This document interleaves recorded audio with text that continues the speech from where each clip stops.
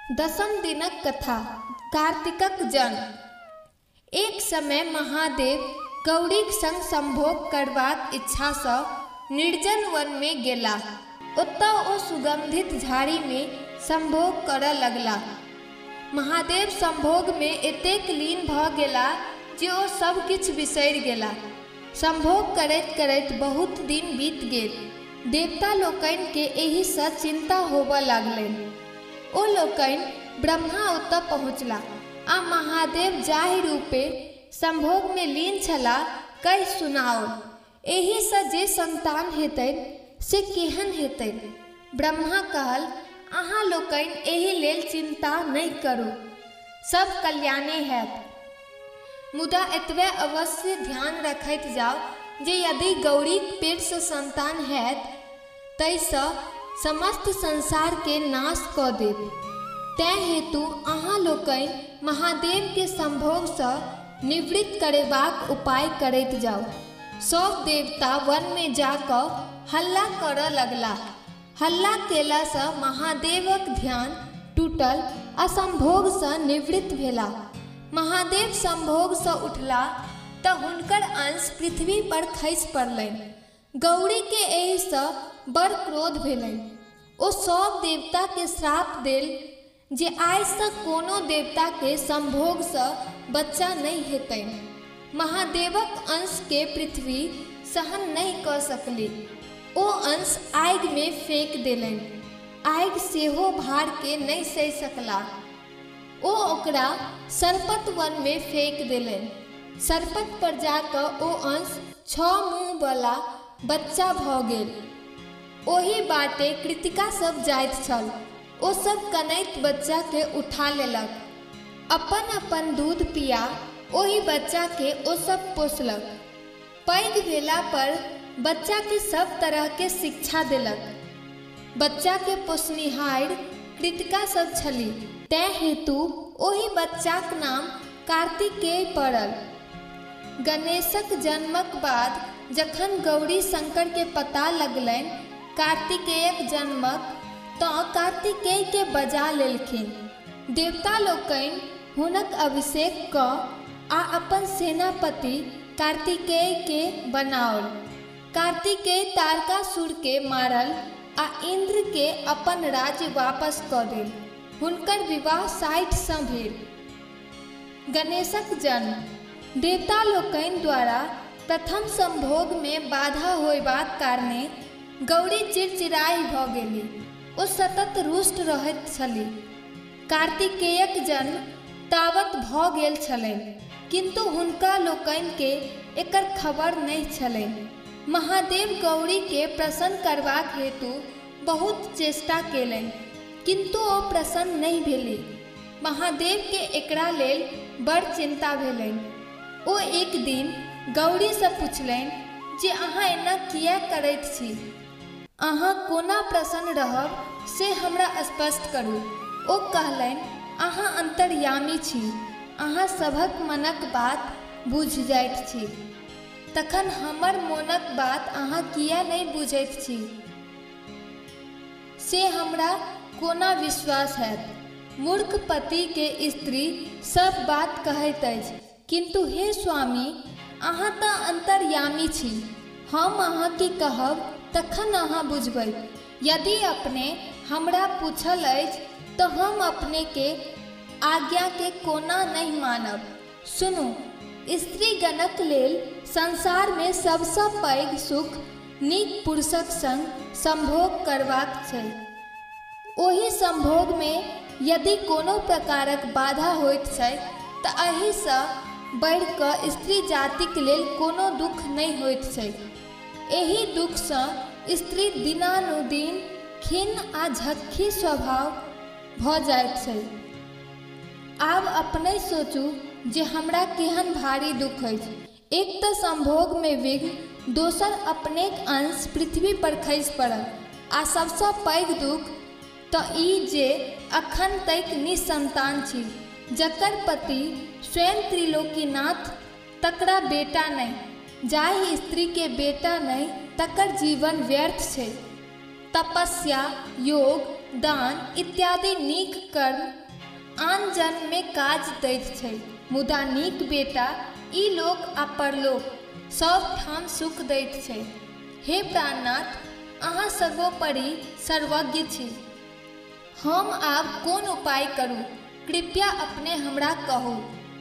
पार्वतीक बात सुनि महादेव कहलनि, हे प्रिय, निराश नहीं हो, सब बातक उपाय छै। माघ सुद त्रयोदशी सँ सुपुष्य नामक विष्णुक व्रत आरंभ होइत छनि आ से भरि साल चलैत रहैत छै। एहि व्रत में बड़ खर्च आ कष्ट होइत छै, मुदा तुरंत फल देनिहार एहन दोसर कोनो व्रत नहीं छै। अहाँ चिंता नहीं करू, हम सब प्रबंध कऽ देब, कोनो वस्तुक तकलीफ नहीं हैत। गौरी प्रसन्न भऽ अगिला माघ सँ सुपुष्यक व्रत आरंभ कऽ सविधि समाप्त कएल। व्रत समाप्त कऽ गौरी महादेवक संग कैलाशक एक सुंदर निर्जन स्थान में सुख विलास करऽ लगली। जखन महादेवक अंश खसबाक समय भेलनि तखन भगवान विष्णु एक बूढ़ तपस्वी ब्राह्मणक रूप में ओतऽ गेलाह आ हाक पारल, परमपिता महादेव आ जगन माता गौरी, अहाँ लोकनि कतऽ छी? हम भूखे मरि रहल छी, किछु खुआउ आ हमर प्राणक रक्षा करू। भूखल ब्राह्मणक हाक सुनि दुनू गोटे धरफर कऽ उठि दौड़लाह। एहि बीच महादेवक अंश पलंग पर खसि पड़लनि। गौरी महादेव ब्राह्मणक आदर सत्कार में लागि गेलाह, हुनका पूछि पूछि कऽ भोजन करबऽ लगलाह। एकाएक ब्राह्मण देवता अंतर्ध्यान भऽ गेलाह। ओहि समय में आकाशवाणी भेल, अहाँक व्रतक फल पलंग पर खेला रहल अछि, जाउ पुत्र के देख जीवन सफल करू। आकाशवाणी सुनि गौरी दौड़ली, देखैत छथि एक सुंदर बच्चा पलंग पर खेला रहल अछि आ अपन अंगूठा चोबि रहल अछि। दुनू गोटा के असीम आनंद भेलनि। कैलाश पर उत्सव मनाओल गेल। देवता लोकनि आब बच्चा के आशीष देल। हिमालय से हो सपरिवार एला। बच्चाक नाम गणेश राखल गेल। एहि उत्सव में शनि महाराज सेहो आयल छलाह। गौरीक आग्रह केला पर ओ बच्चा के अछेपे देखल लगले, गणेशक गर्दन काटि देल। भगवान विष्णु तुरंत एक विशिष्ट हाथीक गर्दन काटि गणेशक धड़ में जोड़ि देल आ अमृत छीट हुनका जियाओल। ओहि दिन सँ गणेशक मुँह हाथीक मुँह सन छनि। एहि उत्सव में गौरी महादेव के देवता लोकनि सँ पता लगलनि जे हुनक प्रथम संभोग फलस्वरूप कार्तिकेय के जन्म भऽ गेल छनि। ओ कृतिका लोकनिक संरक्षण में छथि। गणेशक विवाह दक्ष प्रजापतिक बेटी पुष्टि सँ भेलनि। गौरीक दंत कथा। हिमालय के चारिम बेटी बड़ गौरी भेलखिन, तें हेतु हुनक नाम गौरी पड़लनि। गौरी जखन विवाह योग्य भेलखिन तब मनाइन हिमालय के कहलनि, अपने बैसल छी, कन्यादानक कोनो व्यवस्था नहीं करैत छी। कोनो बुढ़बा अबैत अछि आ बेटी के लऽ जाइत अछि, ई नीक बात नहीं छै। कोनो व्यक्ति के पठा कऽ नीक वर तकबाउ, जाहि तरहे नीक लोक सब कन्यादान करैत अछि, एहि बेर एहिना कन्यादान करब। हिमालय सोचऽ लगला जे एहन के लोक छथि जे सब ठाम जाइत अछि, सभक गुण दोष के जनैत अछि।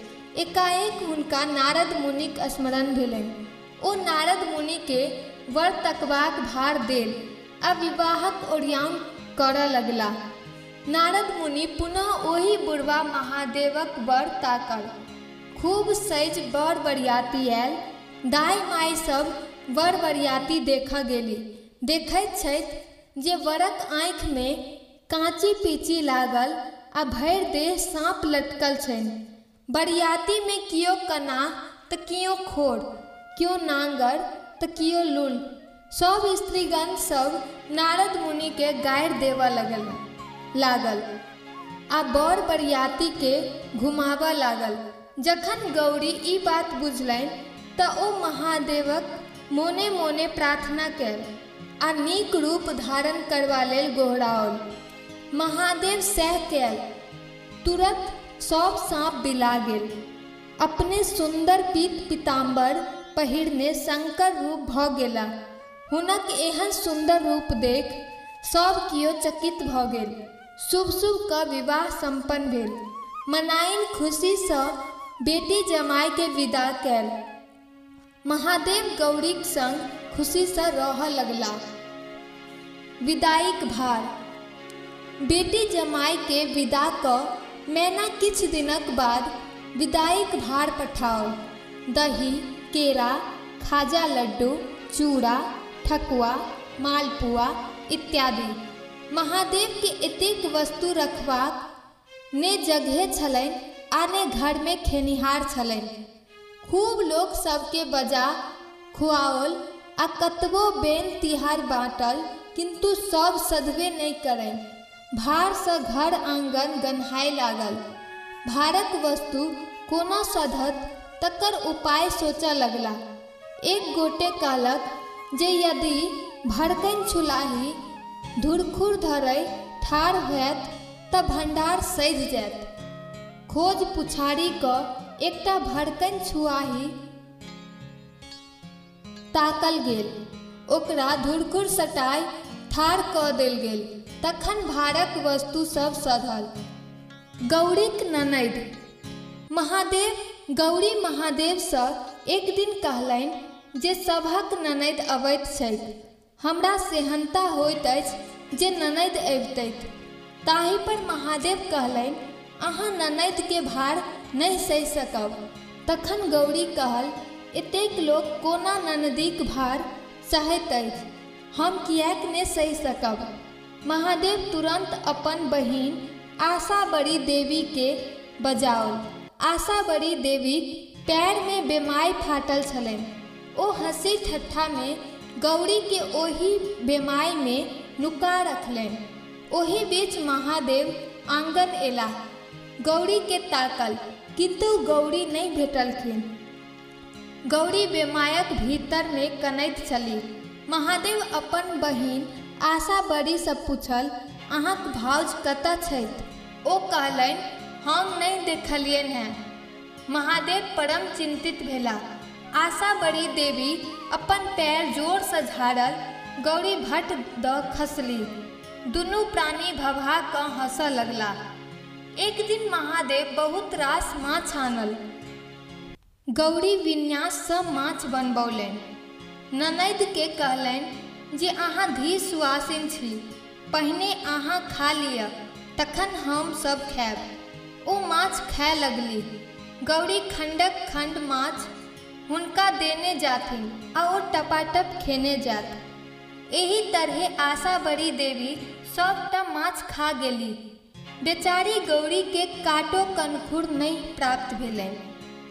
आब गौरी अक्षा कऽ महादेव सँ कहलनि, आब हिनका विदा कऽ दियौन, एहन ननैद सँ हम बाज एलहुँ। महादेव हंसऽ लगला आ कहल, हम पहिने मना करैत छलहुँ जे अहाँ ननदीक भार नहीं सहि सकब, किंतु अहाँ जिद कऽ देलहुँ। एतबे दिन में तंग भऽ गेलहुँ।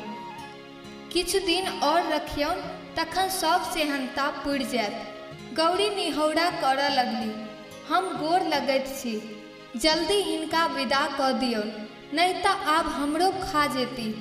महादेव बुझा सुझा कऽ अपन बहिन के विदा कैल। गौरी के भागिन।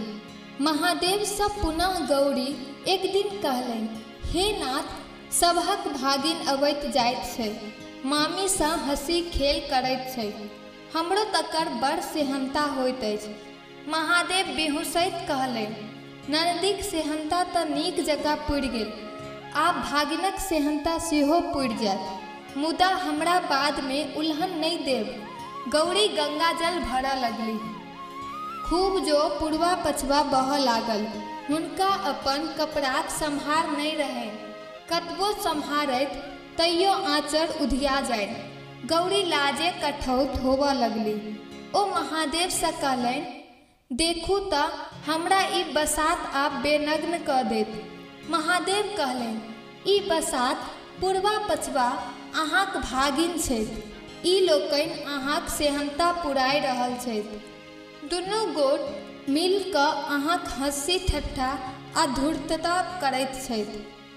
हँसी कऽ गौरी कहलनि, ई जहिना अहाँक पार केओ नहि पाबि सकैत अछि, तहिना सर सम्बन्धी आ बहिन भागिनक पार केओ नहि पाबि सकैत अछि। आबहु अपन भगिन के हटाओ।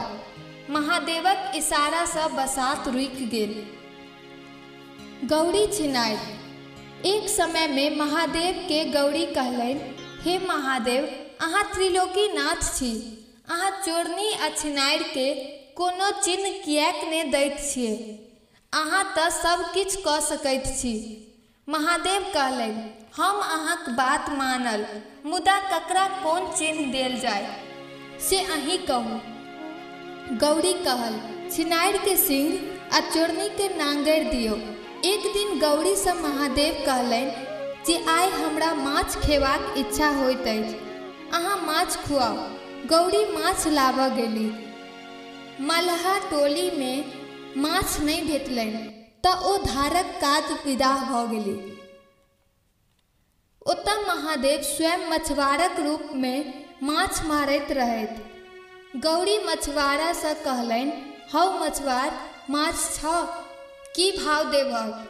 मछुआर कहलक, आइ हमरा बेचक नहीं अछि। यदि अहाँ के माछ लेबाक बड़ खगता अछि तऽ हमर मनक बात पूरा कऽ दिअ, हम मंगनीये में माछ दऽ देब। ओ अनुचित बात कहलनि। गौरी असमंजस में पड़ि गेली। माछ कतहु नहीं भेटलनि आ महादेव के आइये माछ खेबाक इच्छा छलनि। ओ हुनक इच्छा पुरेबाक प्रयास में छलीह। एहि बीच गौरी के माथ पर सिंह उगि गेलनि। ओकरा कतबो झाँपैत ओ बढ़ले जानि। महादेव हँसैत बजलाह, आइ तऽ अहाँ देखार भऽ गेलहुँ। गौरी लजा गेली। ओ कहलनि, हे महादेव, अहाँक पार के पाबि सकैत अछि? जे हमरा सँ कराबी। गौरी चोरनी। एक दिन महादेव हड़बड़ायल एला। ओ गौरी से कहलनि जे हमरा जल्दी से भोजन कराओ, बहुत आवश्यक अछि। ओही समय में गौरी के दीर्घ शंका लागि गेलनि। कतबो रोकलनि किंतु नहीं रुकलनि। ओ शीघ्र ओही शंका से निवृत्त भऽ ढाकन से झाँपि देलनि। महादेव झाँपल वस्तु के देख कऽ गौरी से पूछल जे चोरा कऽ की रखने छी? गौरी लाजे कठौत भऽ गेली।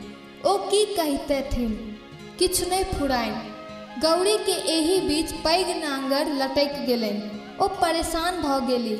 अंत में महादेव के कतेक उचित विनती केलनि।